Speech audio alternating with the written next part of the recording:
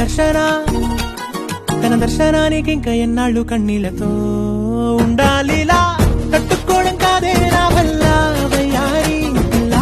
గుక్కపట్టి ఏడుస్తూనే ప్రాణం నీ వల్ల తట్టుకోవడం కాదే నా వల్ల వయ్యారి పిల్ల గుక్కపట్టి ఏడుస్తూనే ప్రాణం నీ వల్ల